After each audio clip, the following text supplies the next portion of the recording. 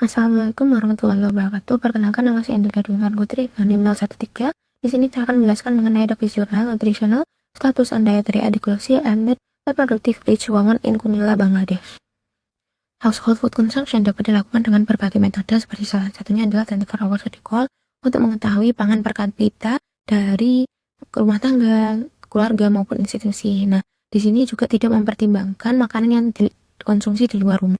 Penelitian utama di sini menyebutkan bahwa Bangladesh ini memiliki beberapa masalah nutrisi seperti overburden malnutrition dan juga defisiensi mikronutrien. Nah, pada itu tujuan dari penelitian ini adalah mengidentifikasi status gizi perempuan pada usia produktif, lalu juga menganalisis pola konsumsi harian dalam rumah tangga, serta mengetahui kecukupan asupan zat gizi. Jurnal ini menggunakan metode cross-sectional dengan sampling itu berada di lokasi 5 desa di Kunila, Bangladesh, yaitu Kalir Bazar, Gohingkali, Joypur, Jangalia, dan juga Ujipur.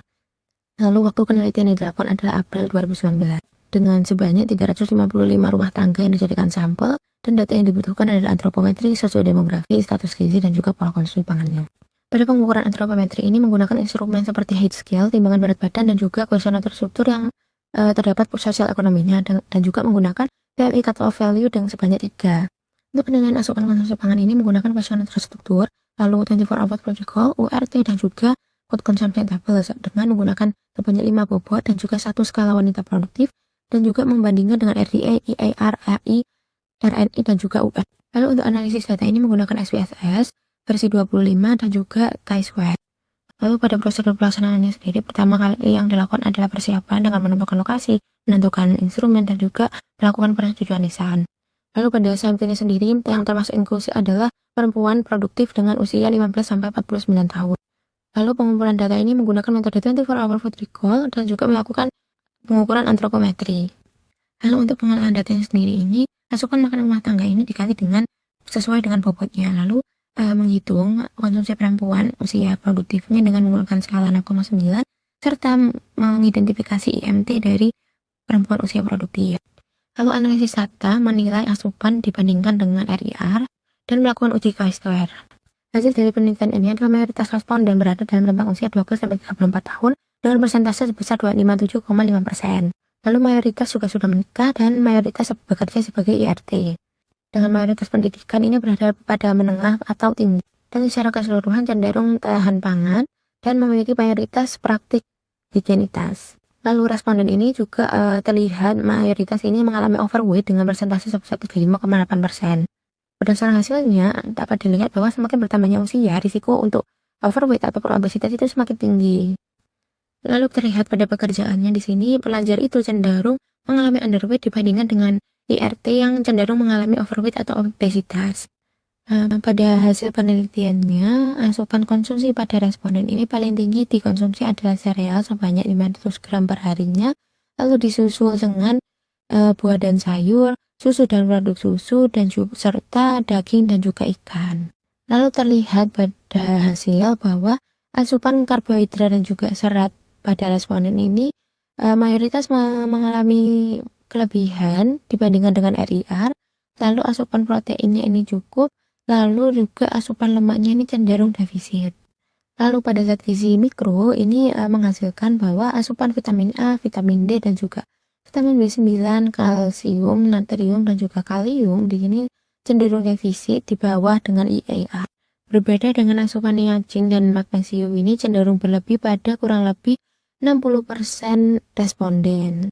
Kelebihan penggunaan household consumption 24 hour miracle ini berdasarkan penelitian adalah dapat melihat gambaran secara kuantitatif mengenai asupan konsumsi pangannya, mudah dan murah untuk dilakukan, serta dapat mengetahui sosiodemografi dan status gizinya. Serta secara umum ini, metode ini dapat dilakukan relatif cepat, murah, dan juga efisien, tidak membebani responden, serta dapat mengidentifikasi secara nyata asupan makanan yang dikonsumsinya. Sedangkan kelemahan yang dapat dirasakan pada penelitian ini adalah berat yang nyata itu tidak dapat dilakukan atau diketahui sehingga hanya melakukan estimasi. Lalu adanya kemungkinan perbedaan pada asupan rumah tangga dengan individunya, sedangkan secara umum ini juga sama, yaitu tergantung pada ingatan responden. Lalu memerlukan enumator yang terlatih serta kemungkinan terjadinya flat stop syndrome ini meningkat. Lalu solusi yang dapat dilakukan untuk mengatasi kekurangan tersebut adalah melakukan recall lebih dari 1 kali, lalu melakukan pelatihan pada enumerator, serta memberikan alat bantu kepada responden.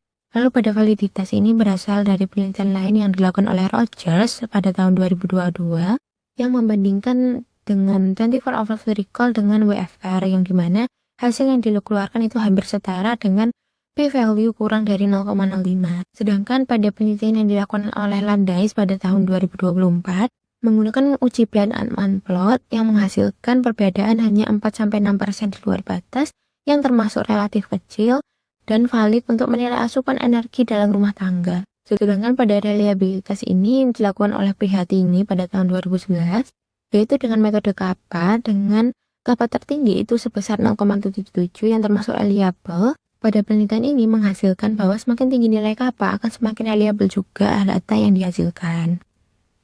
Lalu kesimpulan dari review jurnal ini adalah metode penilaian asupan rumah tangga dengan menggunakan 24 hours recall ini dapat dinilai efisien dan juga dikarenakan validitasnya itu tinggi sesuai dengan gold standar yaitu WFR, serta memiliki reliabilitas yang baik sesuai dengan kondisi usia dan anggota rumah tangga yang lengkap seperti pada penelitian yang dilakukan oleh Prihatini. Nah, lalu meskipun memiliki kekurangan, hal tersebut dapat diatasi dengan menggunakan 24 hours recall sebanyak 2 kali atau 3 kali dan juga melatih enumerator serta menggunakan alat bantu untuk respondennya. Lalu berikut merupakan daftar pustaka yang saya gunakan.